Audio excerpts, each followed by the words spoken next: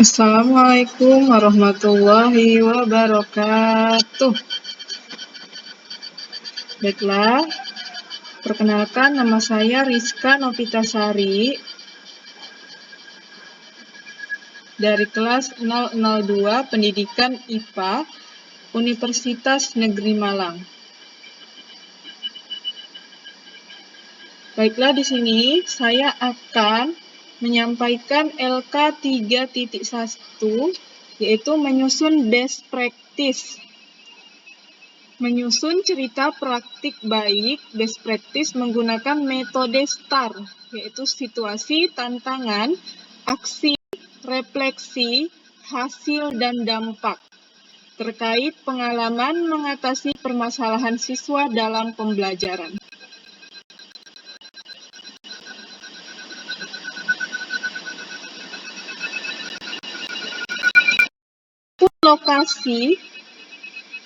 Lokasi pelaksanaan yaitu di SMP Negeri 3 Meral. Lingkup tujuan yang ingin dicapai yaitu pada aksi pertama, meningkatkan motivasi belajar siswa. Penulisnya, saya sendiri Rizka Novitasari, SPD. Dan aksi ini dilakukan pada tanggal 14 Oktober 2022. Dan saya menulis best practice ini adalah pada tanggal 5 Desember 2022.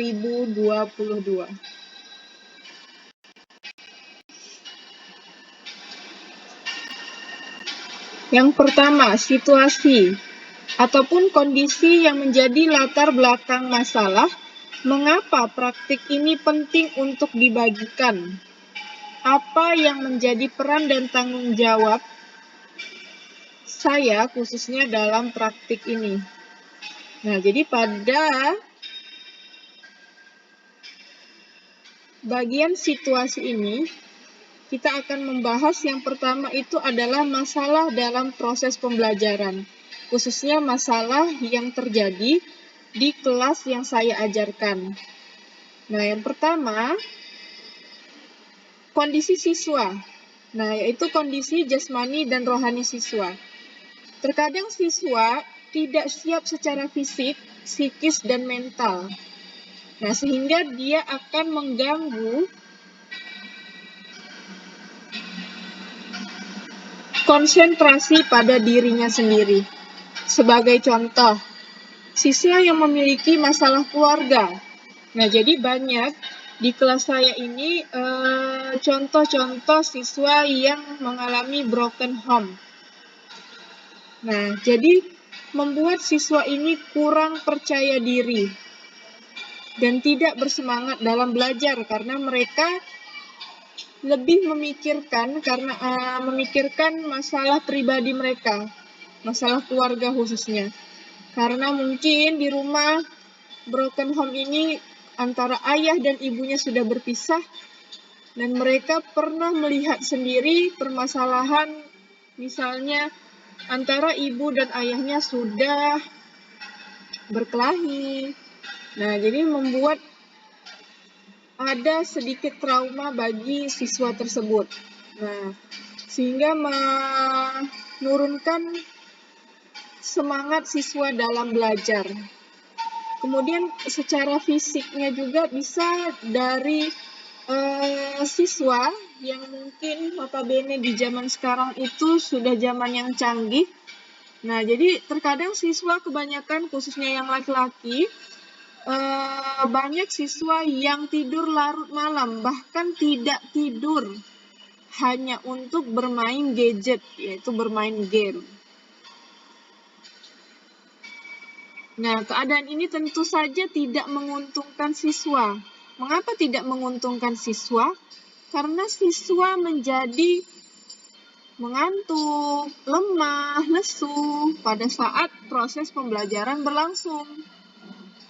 Nah, sedangkan pada malam hari mereka sibuk dengan game dan gadgetnya, itu sudah memporsir tenaga mereka, baik tenaga secara pikiran maupun secara fisik mereka. Kemudian yang kedua yaitu kemauan siswa dalam belajar. Nah, jadi untuk kemauan siswa dalam belajar ini tidak bisa semerta-merta itu guru yang meminta siswa untuk mau belajar. Karena semuanya itu tergantung pada keinginan diri dari siswa itu sendiri. Walaupun mungkin ada faktor-faktor luar yang bisa menunjang atau meningkatkan kemampuan motivasi siswa tersebut untuk belajar. Nah, jadi saat siswa dari dalam hatinya tidak memiliki keinginan sedikit pun untuk belajar, maka akan susah untuk seorang guru bisa menyalurkan pembelajaran atau materi pelajaran. Namun jika siswa tersebut memiliki keinginan dan mungkin seorang guru tersebut mampu mengemas pembelajaran menjadi pembelajaran yang menarik, mungkin siswa akan lebih termotivasi untuk semangat dalam belajar. Namun kembali lagi kunci awalnya semua kembali pada keinginan diri masing-masing, khususnya diri siswa untuk belajar. Kemudian yang ketiga itu cita-cita siswa. Nah, siswa yang telah memiliki cita-cita akan lebih bersemangat untuk belajar sebagai jalan menggapai cita-cita. Namun, saat siswa belum memiliki cita-cita, maka siswa akan terkesan santai dan tidak peduli. Nah, jadi pada bagian ini, khususnya di awal pembelajaran, saya sudah melakukan diskusi dan bertanya kepada masing-masing siswa apa sebenarnya cita-cita mereka. Jadi memang dari 33 siswa di dalam kelas, ada beberapa siswa yang belum memikirkan apa cita-cita mereka. Dan ada beberapa siswa yang memiliki cita-cita mungkin lebih dari satu. Ada beberapa siswa juga yang memiliki satu saja cita-cita, jadi dia hanya fokus pada satu cita-cita. Nah, jadi untuk siswa yang tidak memiliki cita-cita ini, tentunya dia belum memiliki tujuan hidup ke depannya, apa yang ingin ia capai. Nah, jika dia belum memiliki keinginan atau cita-cita yang ingin ia capai, tentunya dia belum memiliki rasa atau tanggung jawab untuk menggapai tersebut. Nah, tentu ini bisa mempengaruhi semangat belajar siswa tersebut. Nah, jadi selain disebabkan oleh 3 hal di atas, masalah rendahnya motivasi belajar siswa bisa juga dikarenakan siswa yang jenuh terhadap materi yang disampaikan oleh guru. Nah, jadi mungkin materi pembelajaran IPA yang padat, atau mungkin guru yang kurang bisa mengemas materi pembelajaran IPA menjadi lebih menarik, monoton dengan hanya memberikan materi, membuat siswa menjadi jenuh sehingga mereka tidak bersemangat untuk belajar. Kemudian yang kedua, peserta didik kurang dilibatkan untuk belajar bersama kelompok atau cooperative learning. Media yang kurang menarik, seperti hanya gambar yang ditempel, sedangkan pada masa sekarang ini siswa itu cenderung menyukai hal-hal yang bergerak, yang berwarna, bersuara. Jadi mungkin media pembelajarannya bisa diganti dengan media yang lebih menarik sesuai dengan perkembangan zaman. Kemudian kurang melaksanakan kegiatan LKPD. Jadi mungkin terkadang guru hanya menugaskan latihan berdasarkan buku cetak tanpa mengemasnya di LKPD yang menarik. Jika LKPD yang menarik, mungkin akan membuat semangat siswa lebih bertambah. Kemudian kurang memanfaatkan TPEK dalam pembelajaran, sehingga pembelajaran kurang berpusat kepada peserta didik. Peserta didik lebih banyak mendengarkan penjelasan dari guru, dan juga mungkin pada saat ini pembelajaran masih menggunakan level loads. Ya, jadi masih level di bawah HOTS, jadi masih menggunakan C1, C2, dan C3. Sedangkan sebaiknya pembelajaran sudah menggunakan level HOTS, yaitu C4, C5, dan C6. Sehingga di sini siswa lebih diajarkan untuk bisa berpikir kritis, menemukan masalah sendiri, menemukan solusi sendiri, siswa yang aktif dalam bekerja. Nah, praktik baik ini perlu dibagikan agar seluruh pendidik bergerak bersama untuk melakukan model pembelajaran inovatif yang sesuai dengan implementasi kurikulum 2013 ataupun kurikulum Merdeka. Nah, jadi dalam praktek ini saya menggunakan pembelajaran PBL atau Problem Based Learning dengan menggunakan atau menerapkan adanya kompetisi dan ice breaking. Nah, jadi ice breaking ini akan lebih menarik perhatian siswa. Nah, jika di awal sudah dimulai dengan ice breaking yang menarik, siswa akan terpacu untuk belajar dan lebih memiliki rasa ingin tahu bagaimana lagi nih pelajarannya, bagaimana lagi. Nah, sehingga siswa akan lebih bersemangat.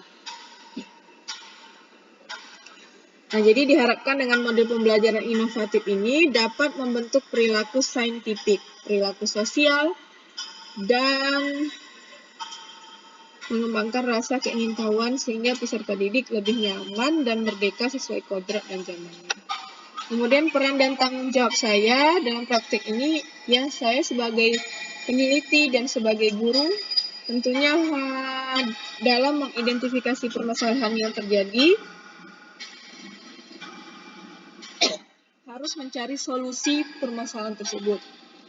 Nah, jadi solusinya tadi seperti yang telah saya sampaikan, menggunakan pembelajaran inovatif, khususnya di aksi pertama ini menggunakan pembelajaran berbasis masalah atau PBL, Project Based Learning, dengan menambahkan adanya ice breaking dan juga di akhir pemberian reward terhadap siswa ataupun kelompok yang memang aktif dalam proses pembelajaran. Kemudian yang kedua, yaitu tantangan. Tantangan adalah apa saja yang menjadi tantangan untuk mencapai tujuan tersebut dan siapa saja yang terlibat. Jadi dalam proses pelaksanaannya, dalam praktik ini tentu terdapat tantangan-tantangan. Jadi tidak semerta-merta mulus dalam melakukan praktik baik ini, dalam menerapkan pembelajaran berbasis PBL dengan menggunakan ice breaking dan juga memberikan reward. Nah, jadi tantangan yang pertama itu adalah persiapan siswa dan kelas yang cukup lama untuk mengkondisikan siap untuk belajar. Jadi terkadang proses pembelajaran itu setelah siswa upacara ataupun setelah istirahat, sehingga siswa akan lebih sulit untuk dikumpulkan dan lebih sulit untuk dikondisikan karena mungkin mereka sudah capek terlebih dahulu ya pada saat upacara. Kemudian keterbatasan waktu rekan guru yang membantu merekam video, karena mungkin guru yang merekam tersebut juga memiliki jam pembelajaran. Kemudian lamanya siswa dalam mengerjakan LKPD, sehingga memerlukan waktu yang lebih dalam pengambilan video pelaksanaan pembelajaran. Kemudian masih ada peserta didik dalam kelompok yang kurang aktif dalam kegiatan diskusi karena kurang kerjasama dan kurang peduli. Jadi memang masih terdapat dalam proses pembelajaran ini dilihat beberapa siswa yang masih tidak peduli karena mereka mungkin menganggap di kelompok mereka ada yang lebih dari mereka ya. Mereka sibuk dengan kerjaan mereka tanpa mereka sibuk memikirkan tugas yang dikerjakan.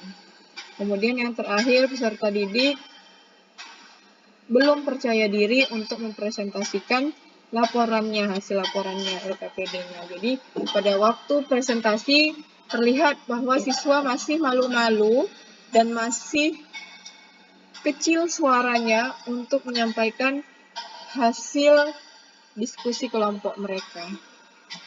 Nah, orang-orang yang terlibat dalam aksi ini yang pertama peserta didik, yaitu kelas 7, kemudian rekan 1 PPL, sebagai observer ada Bapak Amar Abdillah SPD dan Ibu Medawati SPD, kemudian rekan guru, yaitu Ibu Ayu Dwi Mulyani SPD sebagai juru kamera, Ibu Kepala Sekolah SMP Negeri 3 Meral, Abriani MM sebagai koordinator dan pengawas dalam kegiatan PPL, dan dosen pengampu dari kampus yaitu Dr. Hari Wisodo dan guru pamong saya Ibu Endang Setiawati. Nah, yang ketiga adalah aksi atau langkah-langkah apa yang dilakukan untuk menghadapi tantangan tersebut, strategi apa yang digunakan, bagaimana prosesnya, siapa saja yang terlibat, apa saja sumber daya atau materi yang diperlukan untuk melaksanakan strategi ini. Nah, jadi berdasarkan tantangan yang ada di atas tadi, saya selaku guru tentunya tadi telah saya jelaskan. Yang pertama berkaitan dengan model pembelajaran. Jadi di sini model pembelajaran yang saya pilih untuk aksi pertama adalah pembelajaran problem based learning.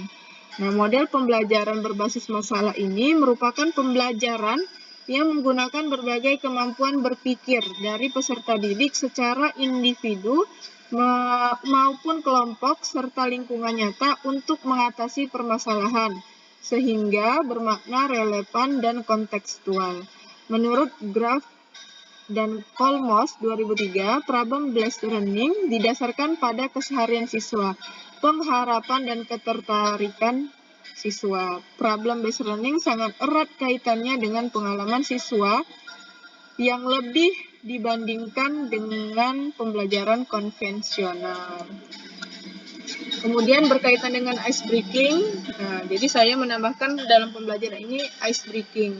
Menurut artikel Radar Semarang ID, ice breaking merupakan sentuhan aktivitas yang digunakan untuk memecahkan kebekuan, kekalutan, kejemuan, dan kejenuhan suasana sehingga menjadi mencair dan suasana bisa kembali pada keadaan semula atau lebih kondusif dalam proses pembelajarannya.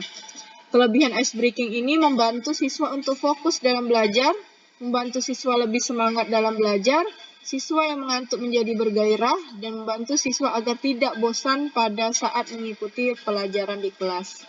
Kemudian berkaitan dengan kompetisi atau persaingan antar siswa, individu ataupun antar kelompok. Karena di akhir ini akan diberikan reward. Nah, ternyata akan menumbuhkan motivasi tersendiri bagi siswa. Melalui kompetisi mereka akan saling membuktikan bahwa merekalah yang terbaik. Agar menjadi yang terbaik, siswa dituntut untuk terus belajar. Kondisi inilah yang nantinya akan meningkatkan motivasi belajar siswa. Kemudian berkaitan dengan media ajar. Nah, seperti yang saya jelaskan tadi bahwa siswa di zaman sekarang ini suka dengan hal-hal yang berbau video, suara, gerak, warna. Nah, jadi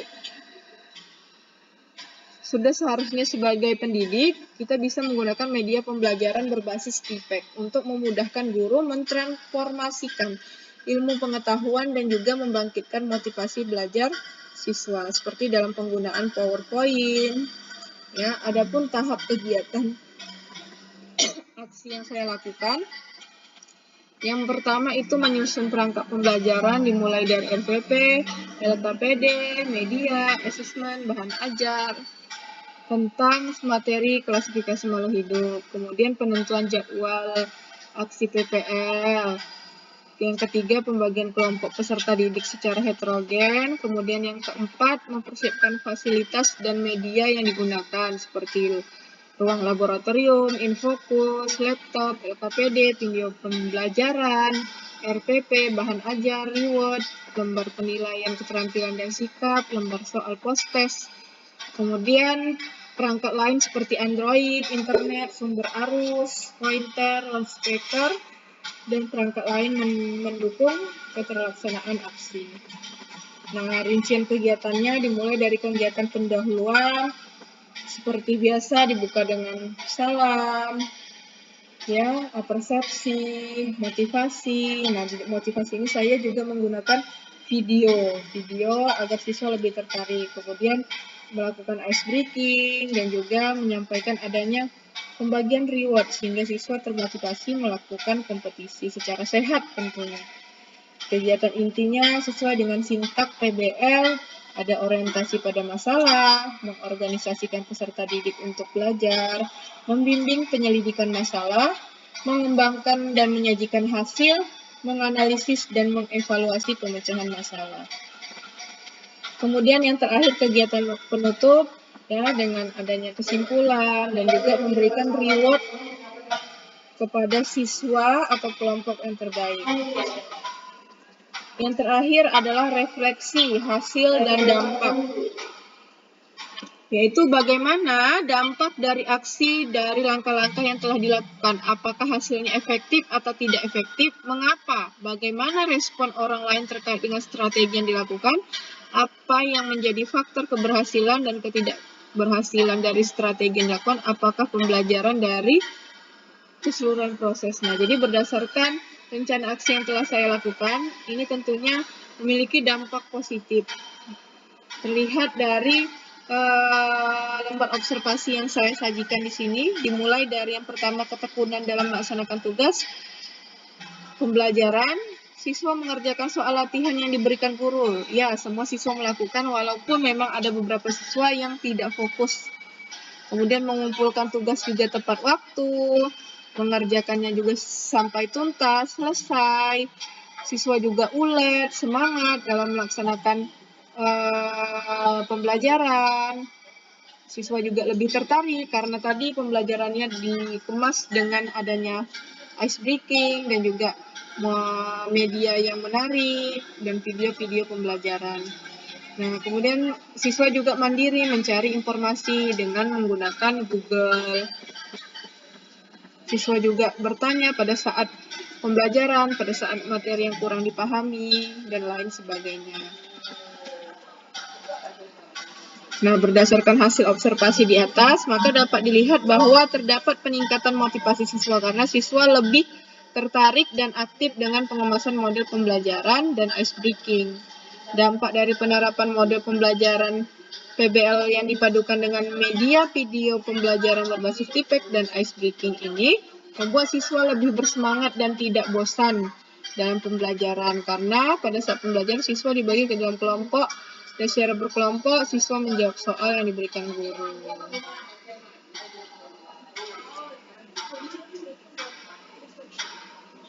Baiklah, demikian yang dapat saya sampaikan. Semoga bermanfaat dari penyampaian saya, khususnya penyampaian dalam best practice LK 3.1 saya.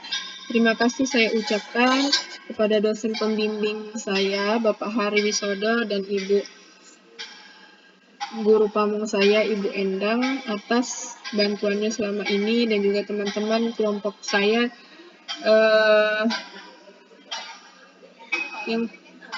yang tentunya membantu memberi semangat untuk terus sampai pada titik ini. Saya akhiri. Assalamualaikum warahmatullahi wabarakatuh.